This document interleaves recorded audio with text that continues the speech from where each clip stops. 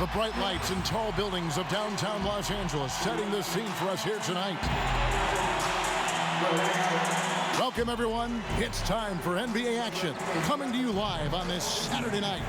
Kevin Harlan here with Greg Anthony and Clark Kellogg, and our sideline reporter is David Aldridge.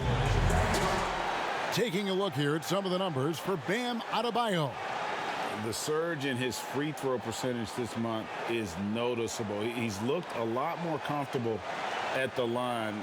Part of his job now should be attacking the D, going head on, drawing fouls, and trying to ride this hot streak. So here's Miami's starting group. Butler and Olynyk, the forward duo. Kendrick Nunn out there with Robinson. And it's Adebayo in at the pivot spot, manning the middle. And for Los Angeles, Caldwell Pope and LeBron fill out the wings. Marc Gasol is out there with Kyle Kuzma, and it's Schroeder in at point guard. When Kuzma first entered the league, the Lakers were a rebuilding team. Now, Greg, he's one of the more experienced pieces on this team. And Kuzma's made the most of it, switching to a learning role. Tries to absorb as much as he can from the vets, and he does everything he can to pick their brain and improve on those little things in terms of championship caliber basketball.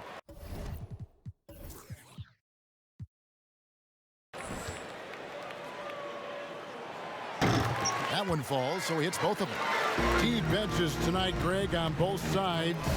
This seems to be a growing trend.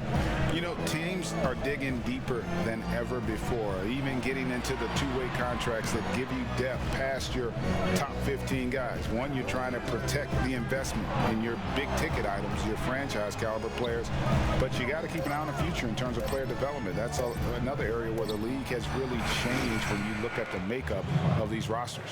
Well said.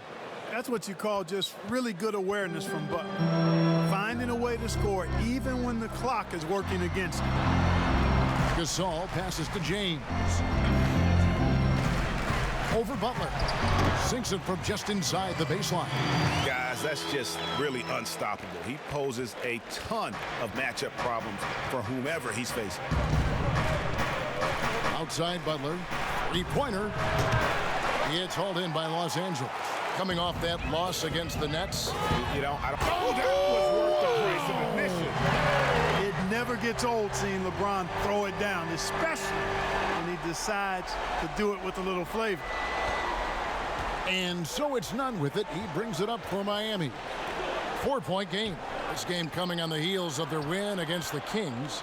And you gotta love a team that can maintain its composure on the road, take good shots, and knock them down with confidence. Well, efficiency is critical, and I love how they ran their offense and got quality shots out of their sets.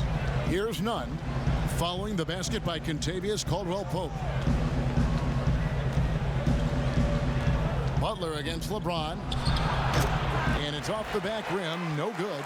Boy, he knows he should have knocked that one down, especially with the defense not giving much of an effort. Again, Los Angeles.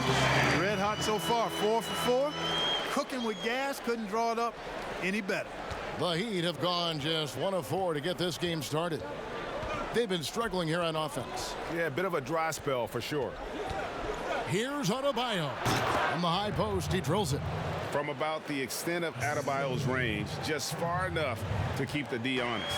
For Los Angeles, they've gone 4 of 4 to start, so a nice offensive rhythm to start here. Basket counts. LeBron's got 8 points. How about he has yet to miss 4 of 4 to start? Yeah, he's setting himself up to be their go-to guy today. Yeah, he can surprise you around the rim. Olynyk has some lift. Nunn against Schroeder. To the inside. It's stolen by Adebayo. In transition, here comes Miami. And it's Butler with the jam.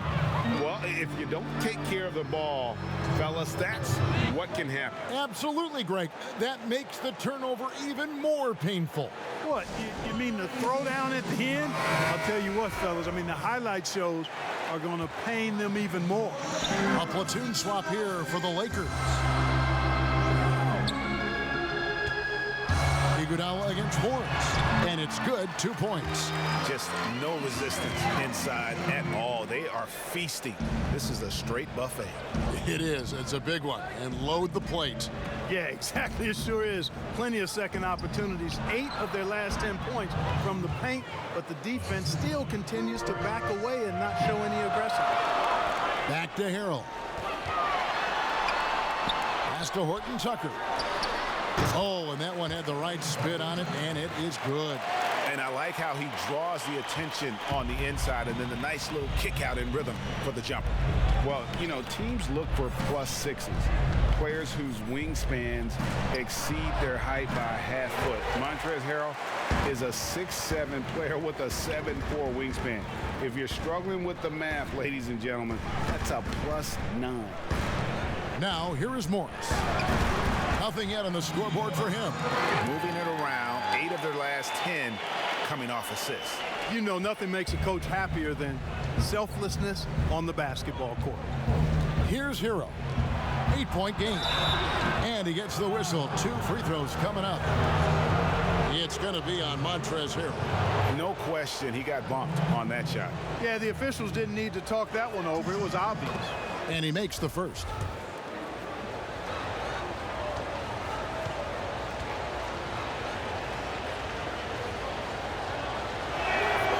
Both shots good from the stripe. Lakers leading by 6. The pass to Horton Tucker. Morris inside. He's covered by Iguodala. A chance at a 2-for-1 if they want it. If I'm them, I try it. Here's Strus, covered by Morris. Good on the 3-point shot. Heroes got 7. And, you know, even though he's not a lights-out shooter from deep, the defense still has to be more aggressive there. Passes it to Caruso.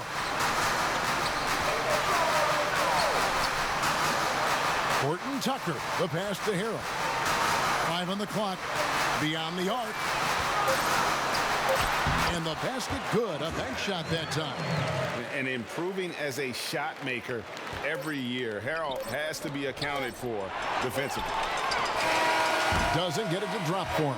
Oh, we've seen some great shots in the first quarter. No shortage of offense. Lakers ahead, up by 5. Live from the Staples Center, you're watching 2K Sports.